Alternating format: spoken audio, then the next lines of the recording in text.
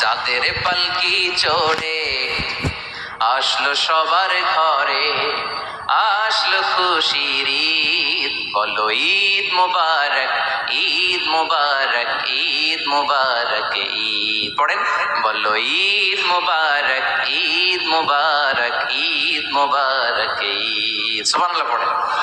এই ক্যালেন্ডার দেখে দেখে যেমনি আমরা কাজ করি, তেমনি চাঁদ দেখে আমরা রোজা রাখি, চাঁদ দেখে আমরা ঈদ করি, চাঁদ দেখে শরীয়তের সব কার্যক্রমগুলো পরিচালনা করি। চিল্লা এখন ঠিক কিনা? এই জন্য বিশ্বনবী বললেন সুমু লিরুইয়াতিহি ওয়া আফতিরু লিরুইয়াতিহি, চাঁদ দেখে তোমরা রোজা রাখো, আবার চাঁদ দেখে রোজা ভাঙো। চাঁদের পালকিতে চড়িয়ে ঈদকে আমাদের জন্য নাজিল করে কে? এজন্য আল্লাহ বললেন আশ-শামসু ওয়াল কামারু বিহুসবান, চাঁদ সূর্য তাদের নিয়ম মেনে চলে, এটা দেখে আমরা হিসাব করি। ওয়ান নাজমু ওয়াশ-শাজারু ইয়াসজুদান, বৃক্ষলতা তারকারাজি সবকিছু একটা সত্তারে সিজদা দেয়, তিনি কে? কিন্তু আমরা দেখি না। আমরা দেখি তারা যে আল্লাহরে সিজদা দিল, কে কে দেখছেন? গাছ যে আল্লাহকে সিজদা দেয়, কে কে দেখছেন? দেখি নাই, কারণ আমাদের ওই চোখ তো নাই। ওই চোখ থাকলে ঠিকই দেখা যেত, ঠিক কিনা? অস্ট্রেলিয়া একটা শহর আছে নাম সিডনি, কি নাম?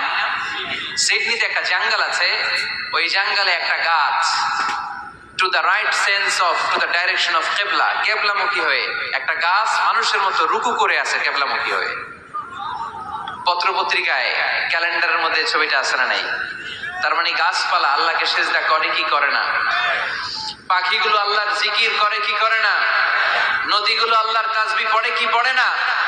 وَإِن مِّن شَيْءٍ إِلَّا يُسَبِّحُ بِحَمْدِهِ وَلَكِن لَّا تَفْقَهُونَ تَسْبِيحَهُمْ। আল্লাহ বললেন গোটা দুনিয়ায় যা তোমরা দেখতে পাও সব কিছু জিকির করে একজনের, তিনি কে? ওয়ালাকিন লা তাফকাহুনা তাসবিহাহুম, কিন্তু এই তাসবিহর ভাষা তোমরা বোঝো না। প্রত্যেকটা প্রাণীর জিকিরের আলাদা ভাষা আছে না নাই?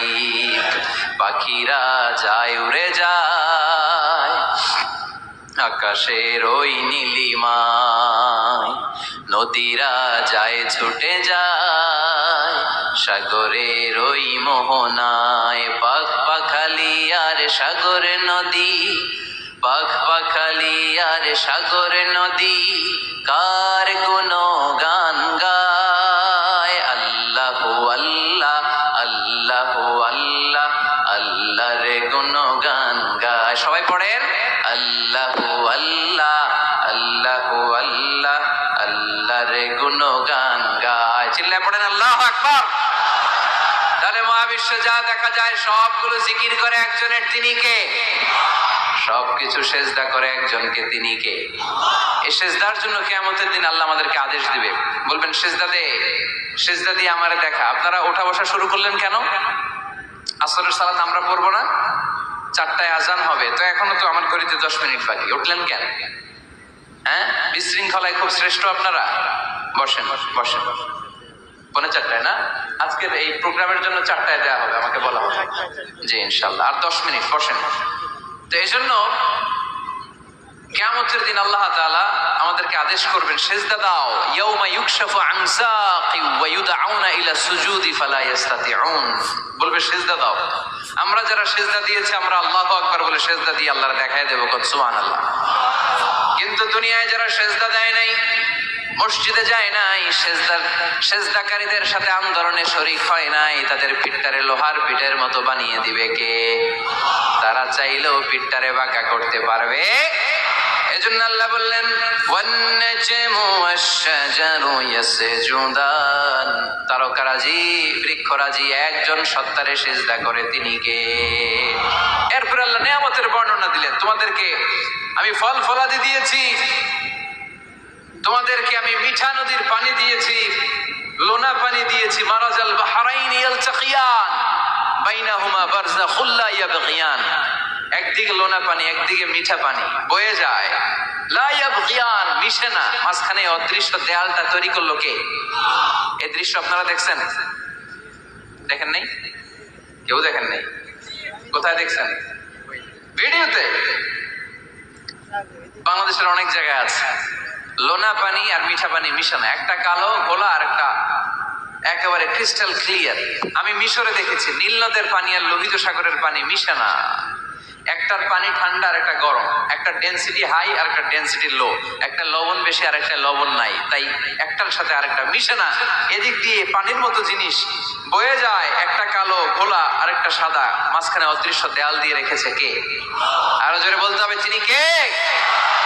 এরপর রব্বুল আলামিন আমাদের বিবেকটাকে নাড়া দিয়ে আখিরাতের কথা স্মরণ করিয়ে দিয়ে বললেন, কুল্লু মান আলাইহা ফান ওয়া ইয়াবকা ওয়াজহু রাব্বিকা যুল জালালি ওয়াল ইকরাম। পড়েন, কুল্লু মান আলাইহা ফান ওয়া ইয়াবকা ওয়াজহু রাব্বিকা যুল জালালি ওয়াল ইকরাম ফাবিআইয়ি আলাই রাব্বিকুমা তুকাযযিবান। পড়েন সুবহানাল্লাহ। আল্লাহ বললেন, মহাবিশ্বে যা দেখতে পাও সব শেষ হয়ে যাবে, যা দেখা যায় সব ধ্বংস হয়ে যাবে একজন সত্তা ছাড়া। চিল্লায় বলেন, তিনি কে? আমরা চিরকাল থাকার জন্য পৃথিবীতে আসছি না? কে কে আজীবন বাঁচবেন? হাত তোলেন তো। বাঁচবো কেউ? আমরা কেউ বাঁচবে? বেঁচে থাকবে একজন সত্তা, তিনি কে? তিনি অব্যয়, তিনি অক্ষয়, তার লয় নাই, তার কোনো ক্ষয় নাই, তিনি সদা জাগ্রত, সদা সজাগ, তিনি হচ্ছেন আল্লাহ রব্বুল ইজ্জত। চিল্লায় কোন ঠিক কিনা? সবাই মরে যাবো আমরা, সবাই, কেউ থাকবো না। এই পৃথিবী থাকার জায়গা নয়। কিয়ামতের সময় আল্লাহ তাআলা মালাকুল মাউতকে বলবেন, সবার রূহ কবজ করে ফেলো, সবার, কেউ থাকবে না, সবার রূহ কবজ হয়ে যাবে। আল্লাহ মালাকুল মাউতকে বলবেন, মালাকুল মাউত কি অবস্থা? বলবে সব শেষ। মাইয়াবকা, কে বাকি? মালাকুল মাউত বলবে জিনেরা বাকি, যাদেরকে দেখা যায় না। আল্লাহ বলবেন জিনদেরকেও শেষ করে ফেলো, রূহ কবজ করো। মালাকুল মাউত আজরাইল জিনদের রূহ কবজ করবে। আল্লাহ এবার জিজ্ঞেস করবে, ইয়া মালাকাল মাউত আখবিরনি মাইয়াবকা, এবার বলো আর কে বাকি? মালাকুল মাউত বলবে, আল্লাহ মানুষগুলো সব শেষ, জিনগুলাও শেষ, এবার বাকি ইবলিস শয়তান, ইবলিসরেও শেষ করো, ইবলিসও শেষ। আল্লাহ আবার জিজ্ঞেস করবেন, ইয়া মালাকাল মাউতি মাইয়াবকা, আর কে বেঁচে আছে বলো?